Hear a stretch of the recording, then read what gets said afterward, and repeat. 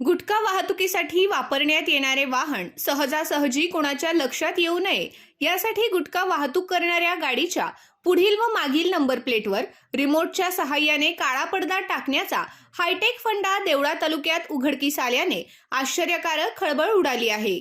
त्यात एका आरोपीला अटक करण्यात आली असून दुसरा सराईत गुटखा तस्कर फरार झाला आहे। या कारवाईत एकूण 14,92,000चा मुद्देमाल जप्त करण्यात येऊन प्रतिबंधित गुटखा तस्करी प्रकरणी देवळा पोलीस ठाण्यात गुन्हा दाखल करण्यात आला आहे। याबाबत पोलिसांकडून मिळालेली माहिती अशी की देवळा तालुक्यातील विठेवाडी येथील आहेर वस्तीजवळ रात्री ग्रामस्थांच्या सतर्कतेमुळे प्रतिबंधित पान मसाला व सुगंधित तंबाखूच्या तस्करीचा मोठा पर्दाफाश झाला।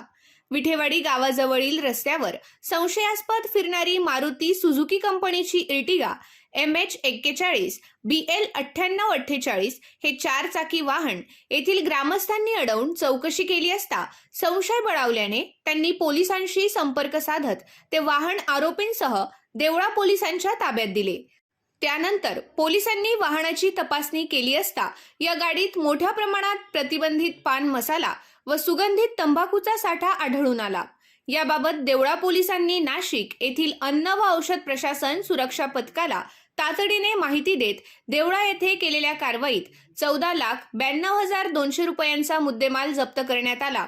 या प्रकरणी एका आरोपीला अटक करण्यात आली असून एक जण फरार आहे। नाशिक विभागाचे अन्न सुरक्षा अधिकारी चेतन परदेशी यांनी दिलेल्या फिर्यादीनुसार वाहनातून 57 बिग पॅक केसरयुक्त विमल पान मसाला, 736 V1 बिग तंबाखू पाकिटे, 1980 किंग पॅक केसरयुक्त विमल पान मसाला, 440 V1 किंग पॅक तंबाखू पाकिटे, 220 केसरयुक्त विमल पान मसाला पाकिटे आणि 220 V1 तंबाखू पाकिटे असा प्रतिबंधित माल जप्त करण्यात आला।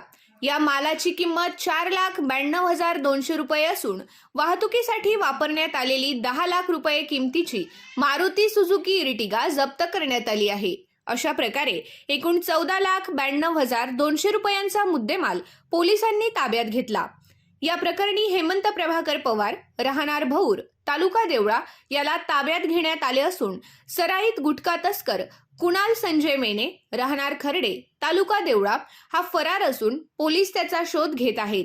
या प्रकरणी देवळा पोलीस ठाण्यात भारतीय न्याय संहिता तसेच अन्न सुरक्षा व मानके कायदा 2006 अंतर्गत गुन्हा दाखल करण्यात आला आहे।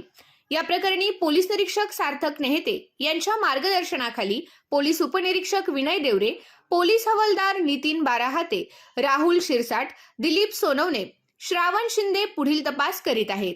या कारवाईतील सर्वात धक्कादायक बाब म्हणजे गुटखा वाहतुकीसाठी वापरण्यात आलेले अत्याधुनिक तंत्रज्ञान चर्चेचा विषय ठरले। वाहनाच्या पुढील व मागील दोन्ही नंबर प्लेट समोर रिमोटद्वारे नियंत्रित होणारा काळा पडदा बसवण्यात आला आहे। रिमोटचे बटन दाबताच काही क्षणात नंबर प्लेट पूर्णपणे झाकली जात असल्याने वाहनाचा क्रमांक दिसत नाही। त्यामुळे पोलीस, परिवहन विभाग आणि CCTV कॅमेऱ्यांची दिशाभूल करून प्रतिबंधित मालाची वाहतूक केली जात असल्याचे तपासात समोर आले आहे।